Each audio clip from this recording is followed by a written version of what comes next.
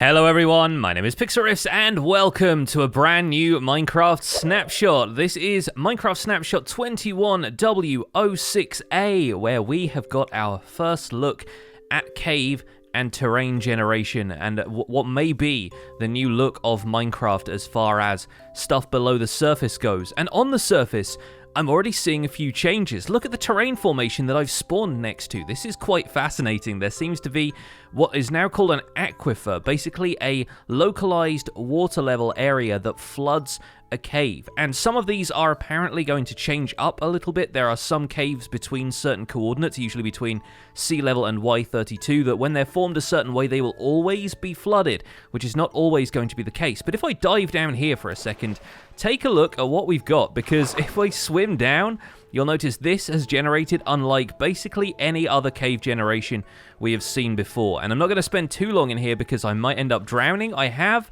loaded this snapshot up in survival mode, because while obviously we can fly through the landscape in spectator mode or look around in creative mode a little bit, I thought one of the big changes to this is obviously going to impact survival players and how you discover caves naturally. So I thought I'd spend a little bit of time in a fresh survival world, punching trees, doing my thing, and then going caving with a few more early game resources to see what the caving experience is going to be like in the Caves and Cliffs update. So I've chopped down and replanted a tree, got myself my first wooden pickaxe. We're probably going to get a little bit of stone from this overhang here, and the first thing I'm noticing already is that I'm not sure how easy it's going to be to get some of this stone around here, but that's obviously not a factor of cave generation. There we go, we should have enough to make a stone pickaxe so we can upgrade from what we've got here, and let's get a little bit more stone before we set off. What I'm really going to be looking for is surface area caves kind of around plains biomes to see if we can really take a look at the differences in terrain generation here. But we'll grab a little bit more stone, probably a bit of surface coal as well. That's not too bad. I mean, we're only a little way into this cave.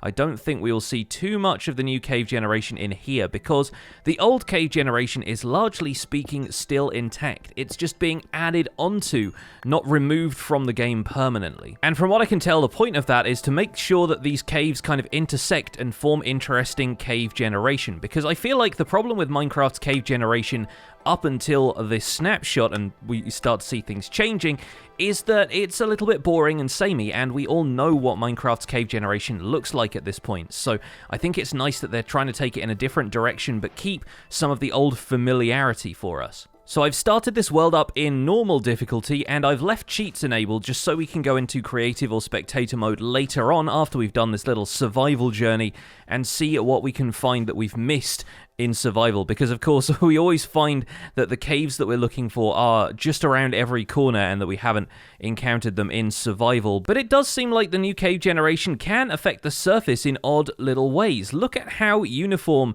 the formation of this mountain biome section is here. You don't normally find large sort of open ravines like this, and it's not really a ravine as such. It doesn't go straight down, it sort of curves. This is quite a common shape that you will see in these new caves from my experience. This kind of almost like rhombus shaped thing, this sort of like sideways tilted square shape just kind of carved out of the rock here, and I find that a really dynamic cave formation. It looks like it's got a lot to do with how they structure these new caves, which I'll get onto in just a second. There you go, you can see another one there, basically carved into the side of this mountain. What I'm looking for right now, though, is food. I haven't actually seen any passive mobs anywhere, and I'm starting to worry that maybe there's a slight bug with that in the snapshot, because a few of the world generation parameters have been changed. We're in a mountain biome right now, and apparently the world height limit has now been extended to 320 blocks because, of course, the world depth has been increased to accommodate some of these newer caves. And so we actually have an additional 60 blocks of height and an additional 60 blocks of depth. 128 blocks total have been added to the Minecraft world height. And so while the negative coordinate actually now goes below 0, the world height coordinate now goes up to 320. Ah, the taiga biome has come to my temporary salvation with berry bushes. Alright, well at least I'm not going to starve in this world. Let me grab a few of these berries, and hopefully, if we harvest a few of these, we should be able to survive long enough to get ourselves into a cave. Well, I spotted a couple of cows just around the corner, so thankfully I am saved. And we'll take out these sheep here as well, so that hopefully in the near future we can make a bed. But in the meantime, we can at least get a little bit of food. And it looks like, yeah, once again, one of these aquifers has generated. You'll notice glowing spots in these as well. That is mainly down to glow lichen, which was added in a recent snapshot along with the glow squid. While my food is cooking up, night has fallen, but I got myself enough materials for a bed, so hopefully we should be okay. I've been crafting a couple of other things, and I've got myself a stack or so of torches. Of course, once we get down into these caves, who knows what we're going to find. There might be some areas that are going to be pretty poorly lit, and we will need to light up if we want to see them properly, but I think there's no time like the present. It's time to start caving. Now, it looks like this cave here is mostly going to be what we've seen in previous world generations, so a lot of caves are going to be like this initially. What we really need to do is find a cave that will take us below the surface and join up with some of the newer cave generation. But honestly, just floating around in some of these aquifers is pretty impressive, because what we're seeing here is a lot of depth in these areas where you wouldn't normally see that from the surface before. We're looking at something approximately the height of a ravine, but completely flooded, and potentially the world extends basically twice as deep than that, at least. So that's going to be pretty wild to explore. I'm thinking, though, we do need to find a plains biome so we can really get started looking at cave generation. So I'm going to do a bit more exploring and hopefully find you guys in a plains biome. Okay, across the swamp on some sunflower plains, I have found a cave that looks a little bit more promising. And for right now in this snapshot, it seems like we're going to have to explore some of the older caves to get to the newer ones, because according to the changelog, there are issues with aquifers basically generating everywhere and always being flooded if they're on the surface, so potentially we need to start caving from a different position. I've already found a geode, which is pretty great. I just noticed this in the wall, and if we carve through this, of course, we'll get through the tuft to some calcite and find ourselves inside an amethyst geode. But that's obviously something we've seen in previous snapshots. I've got videos on these. There is a little patch of tunnels heading out in this direction, but none of them really lead anywhere super significant. There's a bunch of copper around, and once again, ore generation is still not tweaked in this update, so we are still getting vanilla ore generation that we've been used to in the past. We might end up getting something a little bit different by the time the Caves and Cliffs update actually releases, just so that they can adjust for terrain height and all kinds of other stuff besides. I think they were planning on making mining a little bit more strategic, especially as that related to veins of copper, so maybe we'll see those changing in some of the upcoming snapshots as terrain generation gets a little bit of fixing up. So having explored these tunnels a little more, I think probably what I'm going to end up doing is digging down from my current location. We're at Y54 right now, and if I start to staircase down on one of these sides, we should hopefully find ourselves digging towards a cave. And this is obviously the way we're going to be exploring in survival anyway. If you don't find a cave on the surface, more often than not, you just start digging down looking for stuff. So potentially we could be digging for a while, but hopefully we'll break out into something that looks a little new. Okay, so if anything is going to illustrate how exciting this update is, it's this. Because I continued my staircase down, I ended up exploring into a couple of side caves that weren't really anything different to what I was used to from vanilla terrain generation. I picked up a little bit more iron, I've made myself a chest plate, just picking up bits and pieces. I even got low down enough in one of those caves that I found some redstone ore, but I decided to press on with the staircase, and I have found this. And this opens out into what seems to be a pretty massive cave. And once again, we're seeing that sort of slice generation that we've seen on the surface when we were looking at those mountains earlier. The difference being that if I press F3 right now, I'm standing at Y7. So a few more blocks down, we would normally, in a vanilla survival world, be hitting bedrock. But no longer. We are hitting caves, and that is so cool. I need to get myself a bucket of water. This is where one of those aquifers might have come in handy. But if I pop down the water source here on the edge, there we go. We see a couple of zombies running towards me already. We should hopefully be able to descend into this cave and see what it's got to offer. Let's put some leggings on. I'll try and get a helmet in a second as well, but I'm more excited about this than anything else. I really want to go exploring. So let's hop down here and let's see what this cave has for us. And oh yes, Caves below the surface. Are you kidding me? This is incredible. And while the zombies and skeletons fight it out, we can take in the majesty of what is around us. There is glow lichen up there on the ceiling and on the walls, and it seems like it generates a little bit more frequently down here. Look at this. We found a diamond almost instantly, thanks to how big this cave is. Are you kidding me?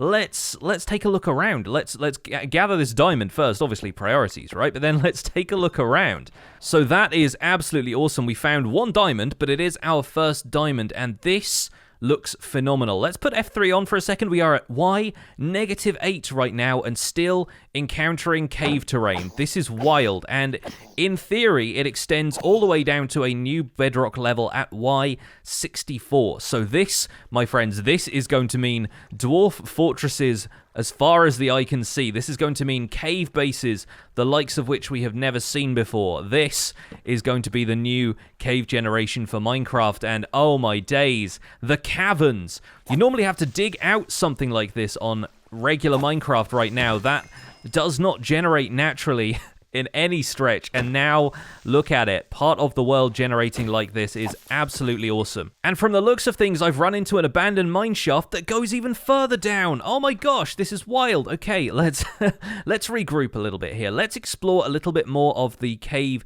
surface first. And I want to say surface, even though this cave is miles underground, it feels like, because yes, there are a lot of creepers around. I'm going to ignore most of them for now.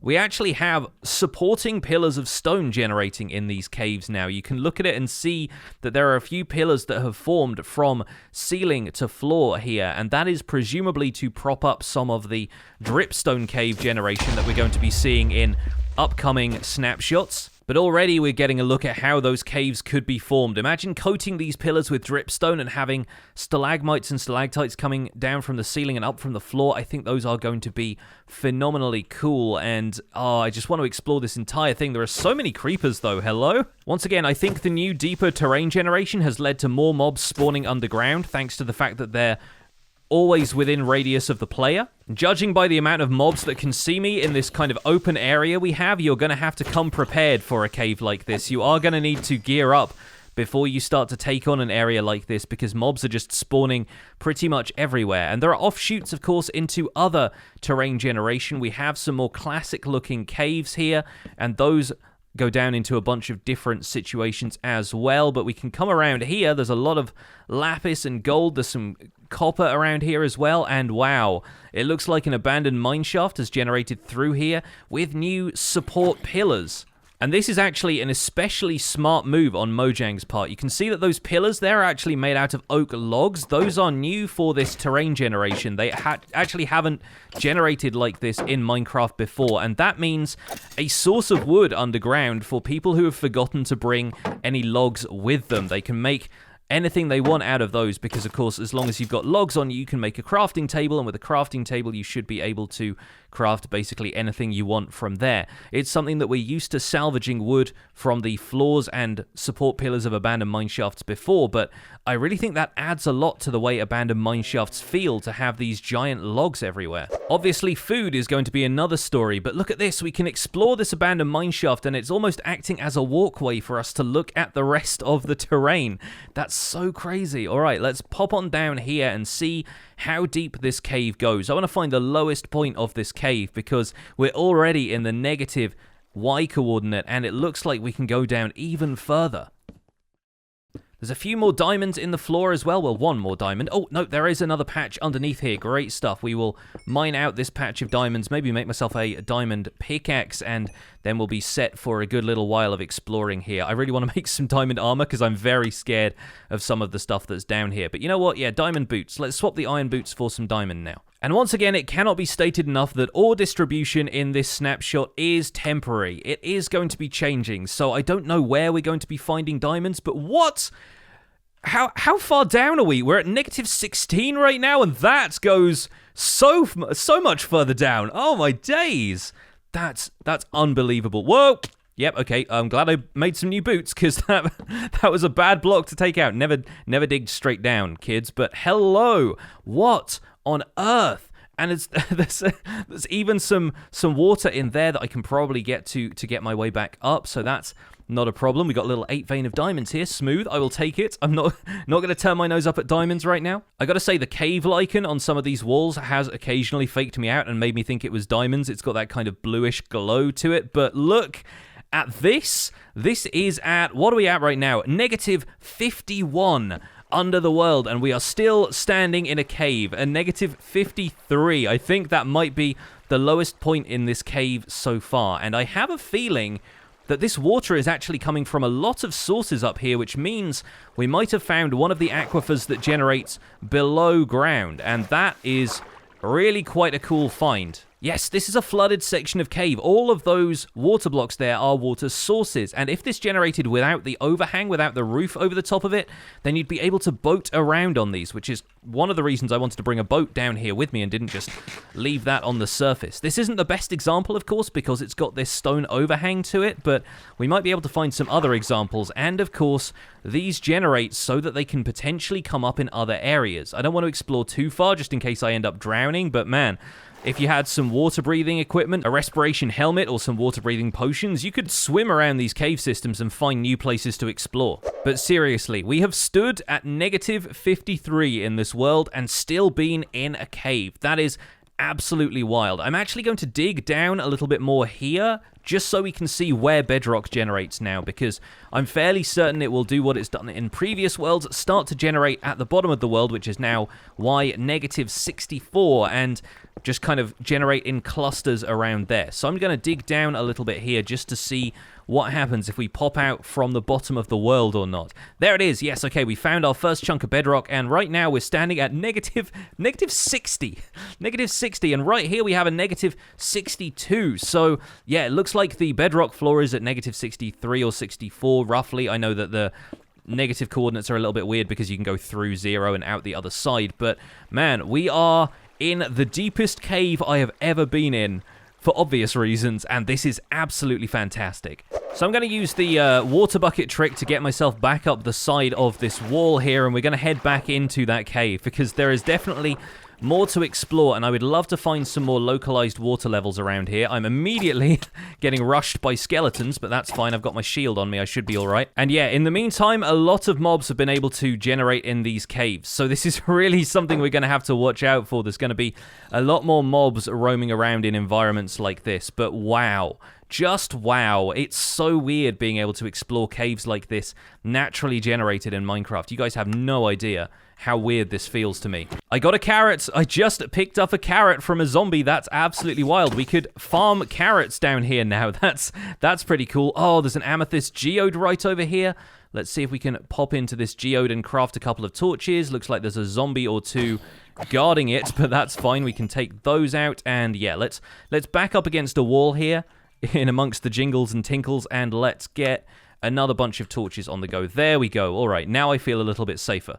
So now we've experienced these caves for the first time in survival. Now we've got ourselves a decent amount of resources and everything. I think it's probably time to take a look at what we're seeing overall. Let's take a look at the bigger picture. Let's go into spectator mode and let's actually see what these caves look like from the outside and what we've missed in the process of coming down here, because I know there's going to be some pretty exciting stuff out there in the world. There's massive abandoned mine shafts everywhere. Where did we come in? We actually probably came through into this cave over here somewhere. Yes, here is the staircase down, and obviously as you look around you can see that there are already some really interesting looking cave formations. There are more chaotic caves than we have seen before, and the Mojang team has actually identified a couple of different types of cave generation that they've implemented in the form of noise caves. These come in two different varieties, which are spaghetti caves, which are more like these long squiggly tunnels, and then what they call cheese caves, which are effectively made out of holes in the landscape, and those often join together to form giant caverns. And now, of course, all of this terrain generation is going to intersect, so you'll find that we actually have a whole bunch of different terrain generations as we fly around here, and it's all going to combine to form a much more organic landscape. It's not going to be like set pieces, it's going to be a lot more organic than that. But the phenomenal thing to me right now is just looking up at where the surface is compared to the lowest point in the world. And looking in this amethyst geode right now, we are at Y55, 56. So as you look up, the surface being 120 or so blocks away is absolutely phenomenal. This is Minecraft unlike I have ever seen it before. Although I know some world generation like this has been attempted in mods in the past, I think it is absolutely bonkers to see this in vanilla Minecraft for the first time. And here is something else that's a little bit mind-blowing. Underneath all of this, we actually have a flooded cave underneath a swamp. And so as you swim through here, the water is this odd kind of murky but clear texture, and you can see some of the new stuff that they have planned. There are actually going to be magma blocks underneath the surface in some of these flooded caves, the implication being that we're so close to the bottom of the world that there are geothermal vents and magma activity happening beneath the floor. What I really wanted to find, though, is a cave like this, because the aquifers that I was talking about earlier, let's quickly go back into survival mode for a second here, the aquifers actually generate floor level water in some of these caves. So you're actually going to find that there are areas in which you can explore a cave by boat. You can just get into one of these underground lakes and boat yourself around and then find diamonds in the walls and cave spiders dropping from abandoned mine shafts. Oh my days, this is absolutely wild. And they actually step down in some places. So here we have a completely separate underground lake, which can be connected by waterfall sometimes. So you can actually boat down from one lake to the other, but you'll find a bunch of these generating in caves at different heights. And once again, that's right next to a geode. That's so cool. And again, some of the wildest part of this is the fact that abandoned mine shafts can now generate so far down. I think over here, this corner is the lowest part of this abandoned mine shaft. And again, look up at where the surface of the swamp is. It's so far away.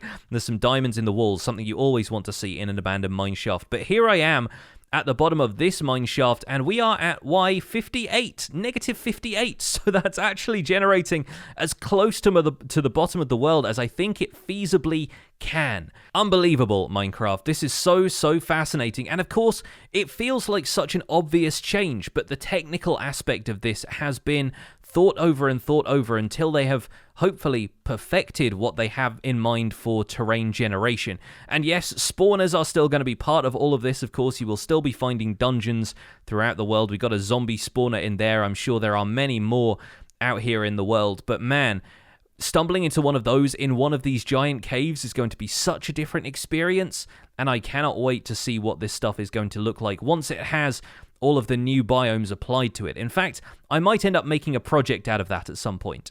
And this is an image I want to leave you all with. This is a cave that reaches all the way to bedrock level. We actually see bedrock generating in the floor here. So that right there is at Y60, and yet there is an abandoned mine shaft peeking out into this cave, and with those support pillars coming down from the abandoned mineshaft platform to where it meets the floor. The abandoned mineshaft peeks out in a bunch of different places around this cave and then just disappears into the rock so we can explore it some more. This is the kind of thing that you could spend days in, and of course converting something like this into a base, using a nether portal to get back to the surface and then flying around from there is potentially going to be how we see people build bases in the Caves and Cliffs update. But that is absolutely phenomenal.